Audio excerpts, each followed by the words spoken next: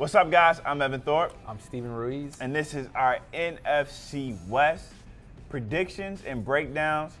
And starting this thing off, we're going with the team that was hot last year until they got into the playoffs. The LA Rams. Last year they won 11 games. Vegas has them at 9.5. What do you see happening with the Rams? On paper, this is maybe the most talented team, not only in the division, maybe even in the conference. It depends on how well they gel together. They got a lot of new pieces and a lot of, I'll say, characters in the locker room now. On paper, 9.5 wins, that's nothing for them. I think they're a 12-win team if everything goes right. All right, next up we have the team that once demolished this division and now could be the ones getting demolished, Seattle Seahawks. Last year they won 9 games. Vegas has them at 8, and I don't know the last time I felt like the Seattle Seahawks were a 500 team. Yeah, they used to be scary going into Seattle. Like, they were just a different, felt different playing against them. But now they're an 8. Vegas is saying 8, and that's optimistic, I would think. With everything they lost, that's just a lot of confidence in Russell Wilson. And I don't know if he has enough help to justify that confidence. All right, this team, Arizona Cardinals, 8-8 last year. Vegas has them dropping to 5. What are your thoughts on the Cardinals? I like the Cardinals. That defense was young, and it was really good last year. The big thing is on offense, though. You get Sam Bradford. Is he going to stay healthy? The answer to that question is usually no. But now you have a backup. You're not going to Bladen Gabbert. You're not going to Drew Stanton. You're going to Josh Rosen, who I thought was the best quarterback in the draft. And then you have David Johnson coming back, maybe the most dynamic running back in the league. I think they can get to 8 wins. 5.5 is really low to me.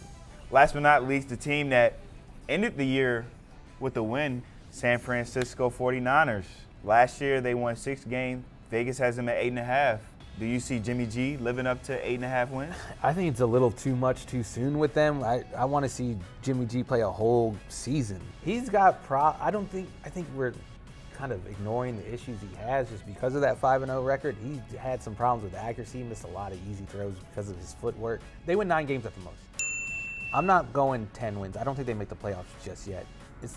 I think maybe next year they make the playoffs, but I'm not ready to jump on that train yet. All right, let's hop into some rapid fire questions. What team had the best offseason? It's got to be the Rams, just with the amount of talent they added. Brandon Cooks, Donovan Sue, Marcus Peters, Aqib Talib. Yeah, this team is stacked. All right, who had the worst offseason? It's got to be the Seahawks. They kind of had like the opposite of the offseason the Rams had. They lost a lot of talent. Michael Bennett is gone. He was the key to that defensive line. They also lost their other pass rushers, Cliff Averill.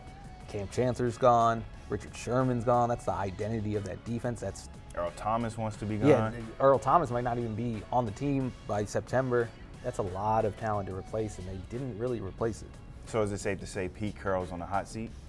He has to be the guy on the hot seat. We've seen him kind of start to lose that locker room. The guys that had said he lost the locker room are gone now, but they probably got in those young guys' ears. I don't know if they're listening to his message like they were when they were young and hungry. Who's a rookie to watch in this division? I'm going to say Rashad Penny. Obviously, Josh Rosen is the big name. He's probably going to have to end up playing, but I'm going to say Penny just because Russell Wilson needs some type of help. They had no running game. Their running game was historically bad last year. It's always a risk to take a running back in the first round, but maybe he's that game changer that they need, that second game changer that they have Russell Wilson. They need a second guy that kind of play that Marshawn Lynch role.